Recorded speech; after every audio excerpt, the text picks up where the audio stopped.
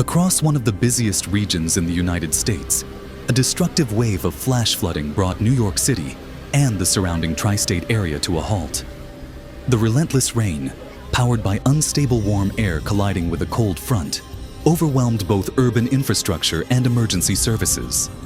Officials scrambled to respond as major thoroughfares, subway lines, and even airports succumbed to rising waters, crippling the flow of daily life.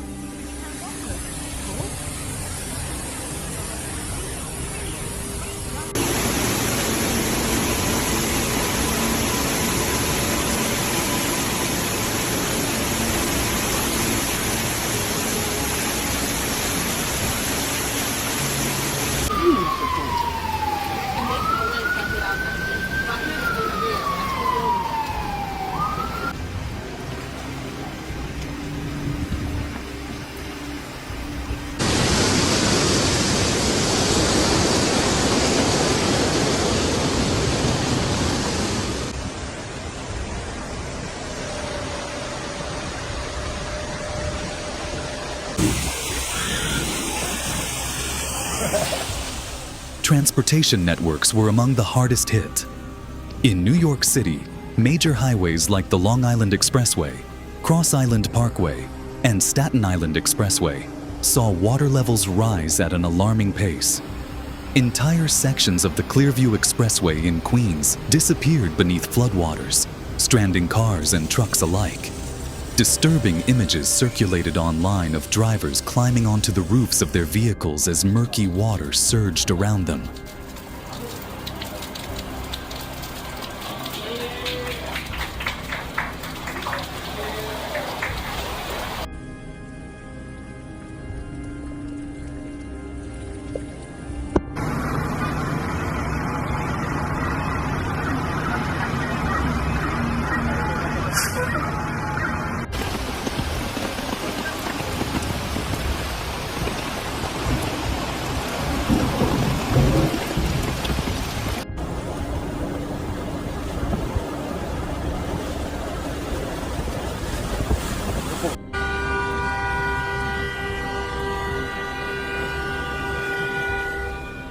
Public transit fared no better. The Metropolitan Transportation Authority, MTA, reported major service disruptions on the A, B, C, D, E, and F lines, citing both flooded tunnels and power outages. In Brooklyn, commuters on an MTA bus found themselves ankle-deep in stormwater pooling down the center aisle. Some had no choice but to lift their feet to avoid soaking their shoes. Meanwhile, above ground, sections of the Long Island Railroad, LIRR, were shut down, including one of its busiest lines, due to flooded tracks.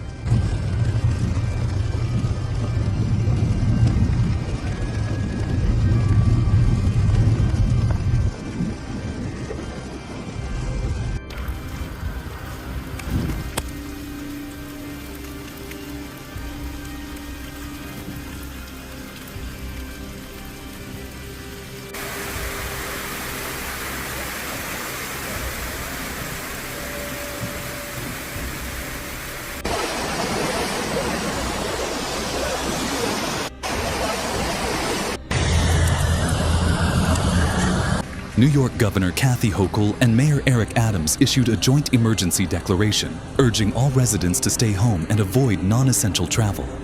Their plea came as flash flood warnings blanketed the entire mid-Atlantic and Northeast regions.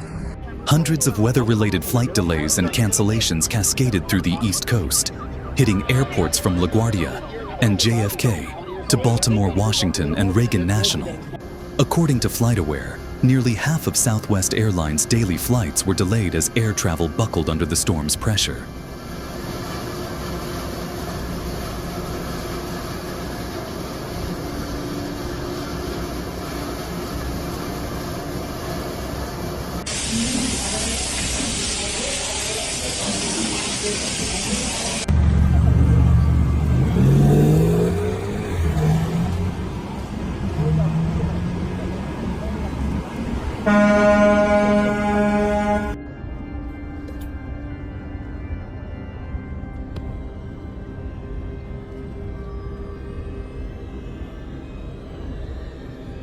The threat of flash floods has only intensified in recent years.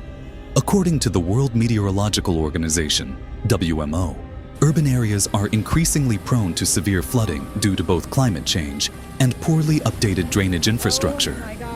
Heavier precipitation events, once considered rare, are now occurring with troubling regularity.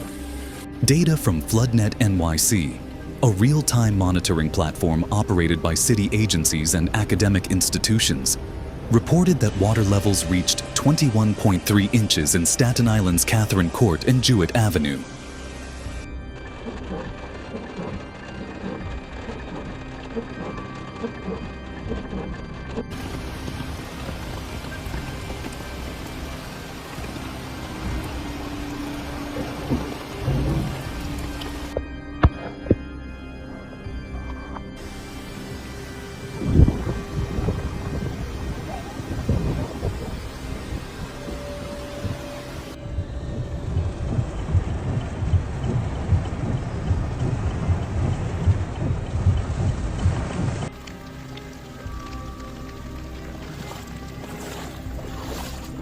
Baltimore, meanwhile, took preemptive action, closing flood-prone roads, shutting down outdoor city-sponsored events, and distributing sandbags to at-risk communities.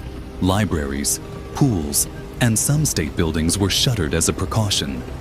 While Baltimore proper avoided significant damage, nearby Harford County wasn't as lucky. First responders were called to rescue 2 individuals from a partially submerged vehicle on a flooded highway.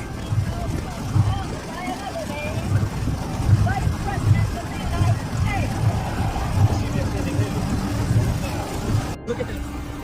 Look at this. Look at these cars. You can't see it because it's completely inundated.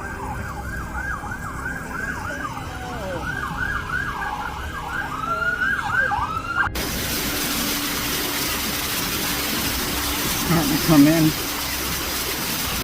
The flooding highlighted both the region's vulnerability and the necessity of rapid adaptation. Climate scientists stress that cities must not only improve forecasting and emergency communications, but also overhaul their water management systems. Green infrastructure, such as permeable pavement and expanded wetland buffers, can mitigate damage. However, such measures require time, funding, and political will.